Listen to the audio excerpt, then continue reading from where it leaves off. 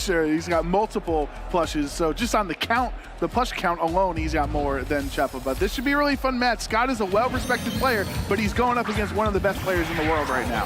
100%. Starting off, it will be the Incineroar and the Golden Go coming up from Scott's end. A round of Intimidate. Make sure the Qian Pao's attack does drop. Of course, Dragonite won't be falling to that because of that inner focus and a way to pressure with that Golden Go. But Chuppa, this is a really offensive start from his end too. Yeah, so much of Chuppa's value on this team and how he can, you know, try to get knockouts is around this Dragonite. Dragonite not being hindered by the Intimidate, just having strong choice band damage with the Sword of Ruin next to it, thanks to Qian Pao's ability, means he can output a lot of physical damage, but you can't extreme speed into Golden Go as a ghost type. So that means Chuppa is going to have to lock into something else if he wants to, and then if you can try to get some early damage now, you can try to preserve Dragonite for later when things are chipped down, and then go for the extreme speed sweep.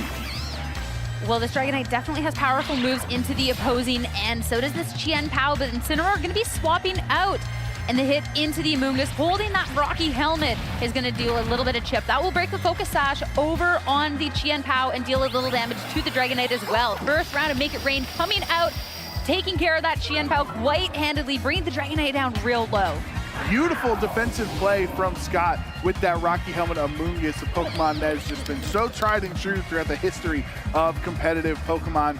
Being able to do damage without actually attacking because of the Rocky Helmet, and then since Qian Pao is so frail, gets knocked out. Golden Go does have to sacrifice one of its stages of special attack because of the Make It Rain, but Scott has the flexibility to move around. He has the Incineroar, which is great at pivoting in the back, so if at any point he feels like Golden Go's damage output is not high enough anymore, he can swap it out to reset that special attack stat. Does also have access to Nasty Plot, so you can Rage Powder with the Amoonguss to try to boost up that special attack.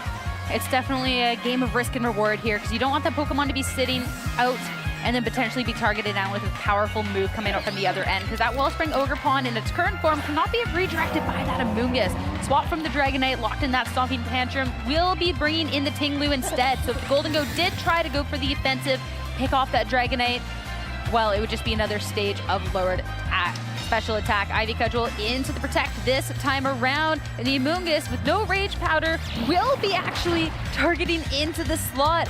The Sludge Bomb into the Tinglu will be nothing but a tickle, but hey, it's still funny to see the Mushroom go on the offensive. Yeah, so Chuppa is all in on the anti-Golden Go train right now, not only with Ogerpon Wellspring, which is typically trained very bulky on its special defense, and if it terrestrializes, increases its special defense by one stage, and then the Tinglu with the Vessel of Ruin, lowering all special attack on the field by one stage. So multiple ways to just try to stop Scott from doing damage with his Golden Go.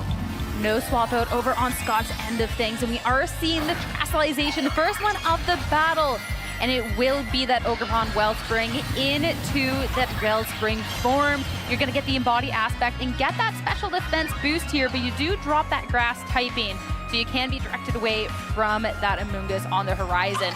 But it's going to be the Ivy Cudgel trying to just deal the damage that it can into this Golden Go slot, bringing it down real low thanks to that critical hit. Nasty Plot is set up, trying to make sure that it can have that special attack to go on the offensive, +1 at this moment, while Taunt from the Amoonguss. No redirection this turn around. Next turn around, it is going to be shut down, but the Pollen Puff, that'll help heal up its partner. Two great plays in a row from Scott, anticipating either the Terrestrialization or a Taunt on the other side from Tinglu, saying there's probably not a good chance that I get a Spore or Rage Powder off in this area. So now Golden Go has gotten a Nasty Plot boost and is brought back up well over 50% of its HP, all because Scott was anticipating the attacks coming in that direction. Now Amoonguss is able to Rage Powder into this the Ogerpon because it is a pure water type. We can't quite yet, so this is going to put it in a bit of a precarious situation thanks to that Taunt coming out from the Tinglu. So do have to be careful here. We'll have to swap to reset. Something like with the potential Fake Out next turn could be super nice. That would be the Incineroar being brought in. So you can make sure that the Golden Go could potentially stay safe if you want to try and protect it this time around. Intimidate 2 will drop the Ivy Cudgel on opposing end by a lowered attack stage. As it will be coming out, but this time It will be into the Incineroar. Super effective. Not enough for the KO. Yeah, that is intimidated damage there. No critical hit means Incineroar just barely hangs on in that slot. But here is a Mega Rain into both, but because of Vessel of Ruin and Embody Aspect, it does nothing. Sure, that one stage of special attack seemed nice, but it's not going to help you. There is now Incineroar, trapped by the quicksands, trapped in on the field. It's going to be brought real low, won't be able to just turn around. But hey, you get one turn to do something with that Incineroar before it's gone for good. Yeah, you can either fake out into one of these two slots if you really are. If you want to just stop one of their attacks, you probably have to decide which attack is more important to stop. Probably the Ivy Cudgel, since it does have the access or the opportunity to critically hit against it. But if you leave Ting Lu to its own devices, it can Sand Tomb the Golden Go as well. And now, since you know Incineroar is being knocked out at the end of from the Sand Tomb this next turn, you can try to focus down some damage onto the Golden Go. Especially too when you're looking at this spiky shield protect coming out from Chuppa's end. You can make sure that there is no potential fake out, but also no parting shot to try and reposition to escape your fate. Fake out, that will be the move of choice into the spiky shield.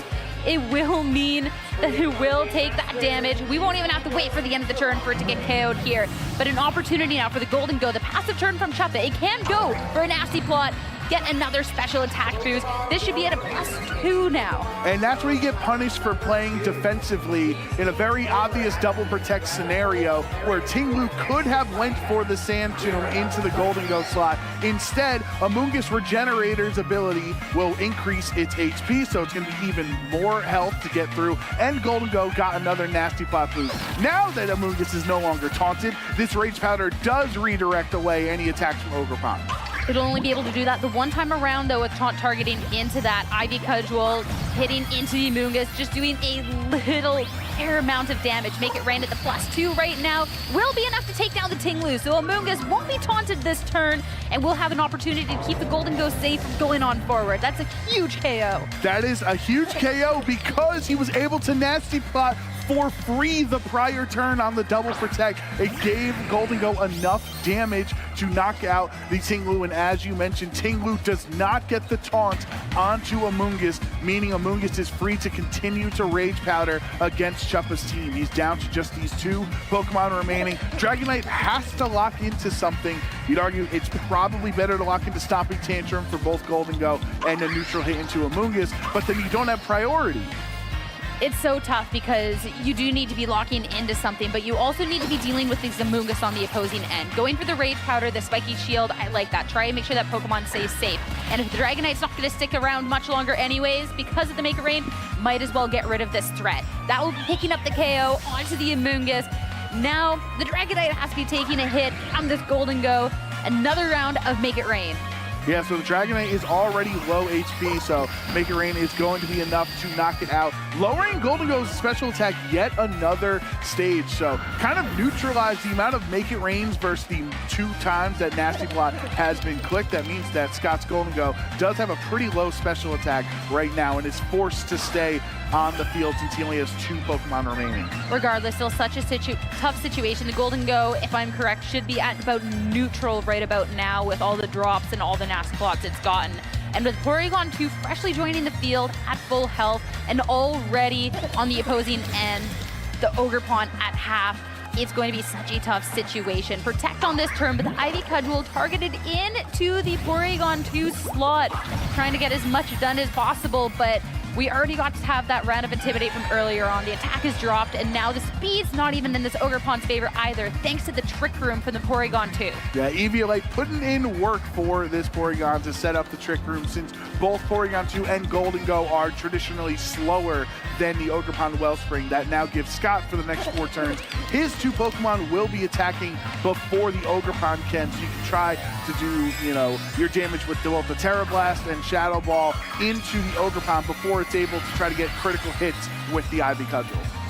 Porygon 2, the Terra Poison coming out, the big skull on its head, being able to go for a Terra Blast now in this moment. Porygon 2 not necessarily known for its offensive capabilities, so ever not going to be able to pick up the KO, but we knew that with the Twisted Dimensions, the Golden Go would be next to act, and that will be more than enough to claim Scott the first win in this best of 3. Yeah, Scott, 1 win away from making it into day 2 here in Vancouver, and this is an exciting matchup where pretty solid showing against Chuppa in this first game, especially since the Golden Go had multiple Make It Rains that just felt like they weren't doing a lot of damage. You know, you got 1 knockout on a 12 HP Pokemon and maybe some resisted damage into the Ogerpon as well. But because he was able to stay on the field for so long, the nasty plots were able to even out the Make It Rain drops. And I think that's something Chuppa is going to have to look at going into game 2 for adjustments is even if it is chip damage from the Make It Rain, all damage is very valuable when you have such an offensive team on Chuppa's side and not a lot of defensive switching capability. Well, I think it all comes down to that first turn as well, because there's the attempt at hitting into the corner slot for that Golden Go there, and all of a sudden hitting into an Amoonguss with that Rocky Helmet. So you could get KO'd by that first Make It Rain, and that Chien Pao being a way to deal damage and also help your teammates deal damage. We really got to see that Chuppa just did not deal enough damage at any point. Even when we got to see the critical hits, not quite enough to be KOing the Golden Go and taking them down. And even just 1 round of Intimidate from the Incineroar. Sure, the Incineroar took a bunch of damage. That's a super effective hit. It's all about the damage it could do later on, and unfortunately, it just wasn't there. And I think if Chuppa's going to play a slow defensive game against Scott's team here and allow the Golden Go to get multiple nasty plots to use its Make It Rain, one adjustment could be the Gouging Fire on the team. Because of that booster energy, it's going to be very fast and be able to attack first, either giving it a Howl to say your Ogerpon or your Dragonite, your Choice Band Dragonite, boosting their attack stat, or even on the other end, Breaking Swipe to lower attack on the other side. But of course, you would have a fire type that would resist Make It Rain from the Golden Go, so you're pressuring Scott more there, and you're able to hit it super effectively with the Heat Crash. So might be something that Chuppa might want to consider for an adjustment, and of course Scott has to be aware of a potential Gouging Fire switch in. Especially too, this Golden Go is not a Dragon Terrestrialization to potentially be resisting those sort of hits, but instead Fairy. So at the end of it, you're at worst, hitting neutral into it with a Pokemon that already deals a lot of damage, like this Gouging Fire. Sure, the Fairy will mean you can't hit it with the Breaking Swipe, but those Heat Crash, you could safely fire off one of those into the slot. So I'll definitely be interested to see whereabouts this gets adjusted on Chuppa's end for this game 2, because on paper, the Gouging Fire matches up really well into a lot of things on Scott's team, especially if the Landers isn't going to make an appearance. Golden Go and Incineroar back to the same lead for Scott to start off game 2. Whereas on Chuppa's end, right away, leading with that Wellspring Ogerpon and the adjustment, Gouging Fire. It just makes so much sense to bring Gouging Fire here because Intimidates are not as detrimental into this specific set on Gouging Fire. You have Howl, both of Chuppa's Pokemon on the field are physical attackers right now. They're both also faster traditionally than Scott's Pokemon, so you are able to activate that Howl, increase both of their attack stats to negate the Incineroar's Intimidate, and then at that point, you can continue to stack up the Howls, or if you really are threatened by the Golden Go, if you don't want to set up nasty plots, there is a Heat Crash waiting to go into that Golden Go slot at any time. So this is a much better lead for Chuppa than he had in game 1 because Scott's Golden Go is immediately pressured, as is Amoonguss.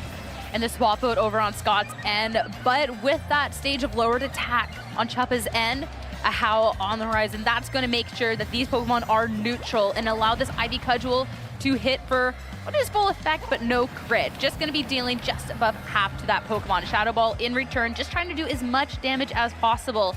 There's been the adjustment for Scott's end, but I think if Chuppa is still allowed to be howling and attacking with these Pokemon, that it can get dangerous really fast. Yeah, there's 2 ways if Scott does not swap his Golden Go or protect it in this spot. You can either get the Howl boost on on the Ogerpon to make sure its Ivy Cudgel does enough, as we see it just does barely under 50% damage, or you could get the Ivy Cudgel crit and then try to go for an attack from Gouging Fire into Amoonguss. For right now, Ogerpon is really not comfortable enough to Terrestrialize for the Embody aspect to help it against Golden Go, because once you Terrestrialize, you lose the Spore immunity. The fact that Chuppa with his Pokemon naturally has some speed on his end, and the Golden Go being so potentially threatened by something like a Heat Crash coming out from that Gouging Fire. Not surprised to see the Porygon 2 be coming into the field, and not surprised to see the Terrestrialization either. water type. Make sure that if there is a heat crash headed your way, it is going to be a resisted hit. Spiky Shield on the Wellspring Ogerpon. Nothing going to be headed its way. Its turn as the Heat Crash. No setup anymore. That's just going to be a negligible amount of damage. That's going to be just Chip now posted in return on top of the Spore coming out.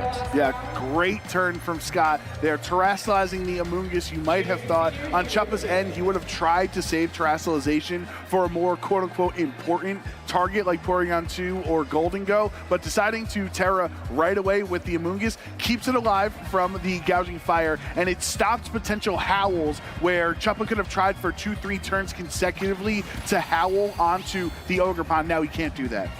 The thing with terrestrialization, though, is you get out of one weakness, but you're going to find another. The Horn Leech into the Amoonguss will deal a good amount of damage and allow you to recover what damage you are taking from that Rocky Helmet. Sludge Bomb, not quite enough. And there it is. Porygon 2 will be a Trick Room to make sure going on forward, things are good for him. Now it's time to sweep with Amoonguss at this point. Yeah. You got Trick Room set up. You know that Sludge Bomb actually did a lot of damage to the Ogerpon there, and you know it's such low HP at this point that you can either, just go for that knockout and then do something else with your Porygon targeting down Terra Blast into the Gouging Fire slot. Chuppa does have to be careful because if you try to swap out either of these two Pokemon, they are at risk of being taunted, or excuse me, of being put to sleep by Spore, since there is no taunt anymore since Ting Lu is not on the field. Well, at this point, Amoonguss, we're not putting Pokemon to sleep anymore. We're putting them to rest, just going on the offensive. Little damage this time around, but it was going to be adding up, especially with the Terra Blast doing a lot more into the Gouging Fire. Will wake up the second turn around, though, Breaking Swipe just to do a little bit of chip. But he also left Ogerpon alone, meaning that it's going to be able to get an attack off on this turn. If you go for the hit, Gouging Fire knocks itself out. If you go for the hit into Amoonguss, you might be able to knock it out. Or you have Dragonite Extreme Speed as well. Extreme Speed doesn't care about Trick Room. No, we had a space. It's over. It's gone. This turn is done. No, I know. But you're going forward. Okay. Yeah. Don't worry about the Ogerpon point. Yeah, I was the Dragonite though. More importantly, has extreme speed, doesn't care about Trick Room in this spot. But then you have to lock into extreme speed. There's always a chance regenerating. You might want to swap Amoonguss out anyway to recover that HP, and in comes the Ghost type Golden Go. That's the thing. There's no way to really be stopping the priority over from Chuppa's end of the field here with the Dragonite. So even when the speed is in your favor, meaning the dimension's in your favor with the Trick Room, you still have to be worried of this. And this is going to be dealing a lot of damage. There's a Terra Normal as well to do the most, but it will be a swap from the Amoonguss. Golden Go coming in, so if there was an attempted extreme speed in that spot, it would have done nothing, but a target in the other one, super safe.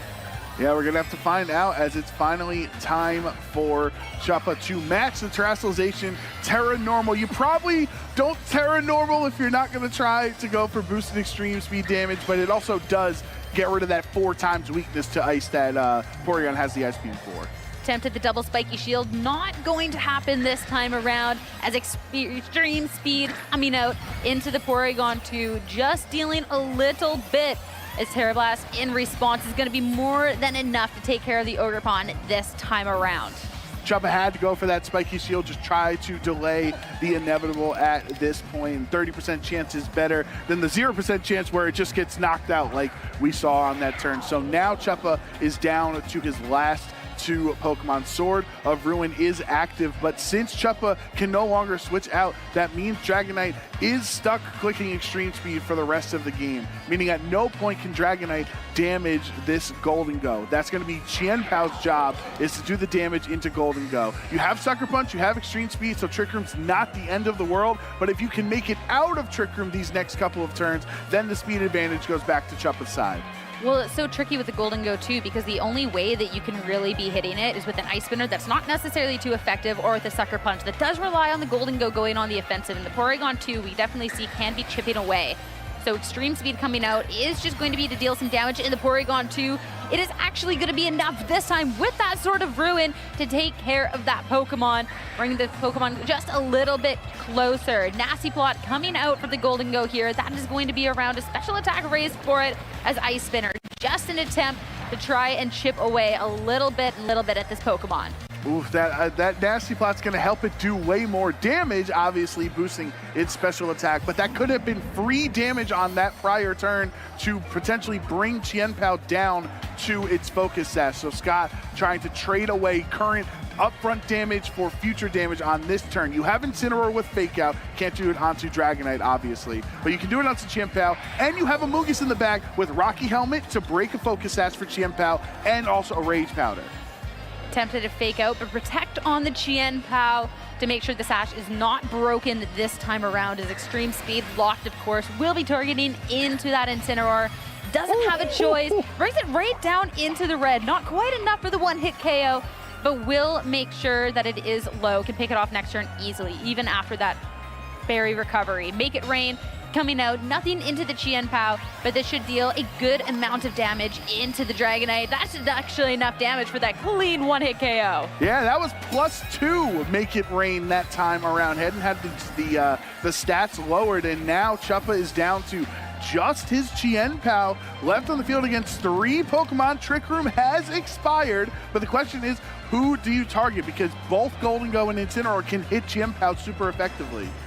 At this point, I think it's done, it's gone. Chuppa recognizing it as well is going to be throwing in the towel, and that is going to be Scott to take this series in a 2-0. First time on stream in 8 years, 100% win rate. I'd say that's pretty good. That's a pretty good stat, but obviously Scott wants more wins on stream. He wants to be the Vancouver regional champion, and I like his chances moving on into day 2